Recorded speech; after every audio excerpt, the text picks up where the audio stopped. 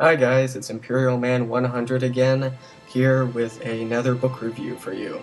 As I had said in a comment earlier, I will be reviewing the Old Republic tie-in novels in its chronological order. Granted, I started with Annihilation, but now I have gone back to review these in chronological order, so that means I'll be reviewing Revan first, which is this, next to Deceived, and then Fatal Lines after that, which I'm actually currently reading right now.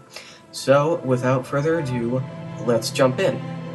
Before I get started, I would like to warn you guys that that if you guys have not played either KOTOR games, then there are some spoilers for that. However, as far as the book is concerned, I'm going to keep this as spoiler-free as possible, like I did with Annihilation. I just hope that if you are wanting to read this book, that you have played the KOTOR games first, because this book, unlike Deceived or Fatal Alliance, is kind of a book that continues the adventures of a cast of characters rather than properly introducing these characters and giving us kind of an adventure with them. This is kind of more of a conclusion for a story rather than a beginning. But anyway, now that you've been warned, I'm going to jump in.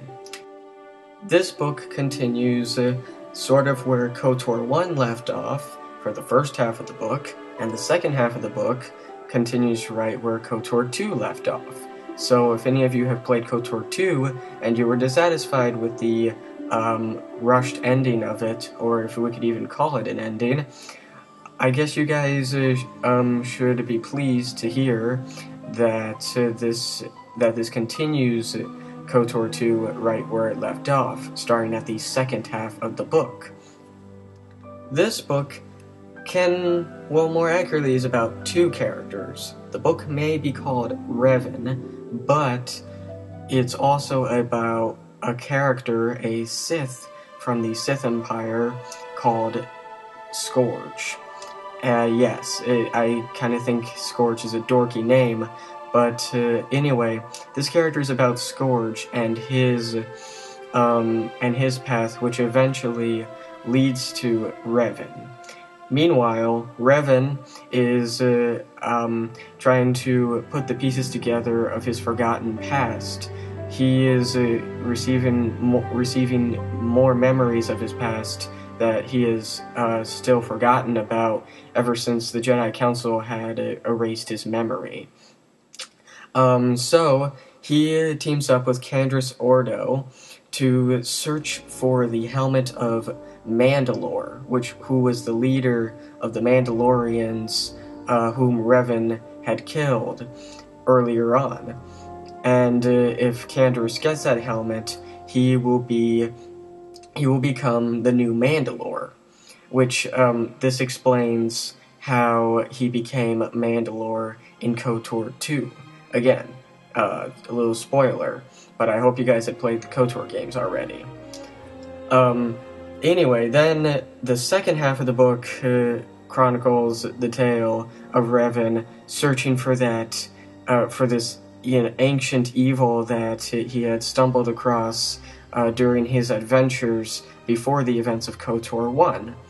I'm probably going to stop right there, just to make sure that not too much is spoiled for you. However, I want you guys to keep in mind, for those of you who have played the KOTOR games, that this book may not be completely satisfactory for you guys. You guys may expect something a little bigger, but this is kind of more of a lead-in to the Old Republic MMORPG as well as a conclusion for the KOTOR games. So, there are characters from both KOTOR games that are not even mentioned in this book. For some reason, he doesn't mention Carth Onasi. I mean, it was kind of a bummer because I liked Carth, unlike other people, but nevertheless, it was still enjoyable to read, and it was kind of something small I put behind me. like I said earlier, you get to see Candrace again. Bastila makes some appearances, and T3M4 is a pretty consistent character throughout the book. Characters from KOTOR 1 such as Mission, Zalbar, Juhani, and Jolie are at least mentioned, as well as HK-47. However, they do not make proper appearances in the book. Also, the book does not have any mentions of your companions except Kreia in KOTOR 2. The Exile, who is actually given a name in this book, Mitra Surik, and is given the female gender, does have a pretty consistent part in the book eventually. In fact, part of what Revan does at the beginning of the book is try to figure out what happened to the Exile. So that's kind of your scoop for the Exile. As far as my opinion for this book, I actually, unlike other people, I believe this book was excellent. I will tell the truth, I haven't actually gotten into the KOTOR games until shortly after this book came out, so I'm kind of late as far as that goes. So I beat the 2 KOTOR games once through, and then I got into Revan and absolutely enjoyed it. Drew Karpyshyn, I seriously think Drew Karpyshyn has a tremendous passion for these characters, and he does it exquisitely. Candrace is just, totally in character. He is an excellent character and has just a great personality. I absolutely enjoy Candrace. Revan and the Exile are given their own personalities because their personalities were kind of handled by the players in the KOTOR games. Here they're kind of given their definitive personalities. With these personalities, they're kind of a love it or hate it. I understand that players have kind of become so connected with the personalities that they've given their characters in the 2 KOTOR games, but we just have to face the fact that with a book like this, Drew Karpyshyn just has to give them a personality that he feels is right and stick with it. So, without giving much more away, I want to say again that this is an excellent book. If there are any flaws I give it, I suppose the ending could have been done better, and I must warn you, it's not exactly a happy ending, but I like to call it a bittersweet ending. I will confess, it kind of brought me to tears a little bit. And while I was reading the prologue of the book, I guess I was so attached to the characters in the KOTOR games that, reading this book was just such, just sent emotional waves through me.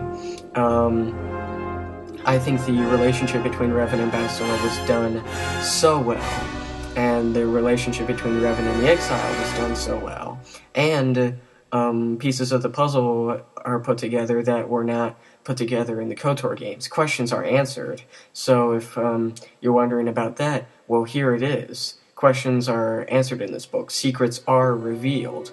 You get to learn what Revan and Malak had been doing just shortly, I think it was either shortly before the Mandalorian Wars or during the Mandalorian Wars, and it was excellent. There's a mention of Kreia, there is the Exile, there is another character from KOTOR 2 that does make an appearance, however, I will not spoil it for you. It does, however, it is, however, a great nod to the KOTOR 2 game that might actually kind of shed some light on one of those little mysteries in the game as well. So I think you guys will absolutely get a kick out of that. I know I did. So, in conclusion, I think this is a great book. The entire KOTOR saga to me was excellent. KOTOR 1 was such a great game to play. It was so good. KOTOR 2 was a very deep, interesting game, and I've actually played that through 3 times in a matter of at least a few months, so I guess it just kind of comes to show, how attached I am to that game, because I get something different every time I play it. Same goes for KOTOR 1, however, I've only played it once and a half through. You guys could beat me up through your comments if you'd like, I don't care.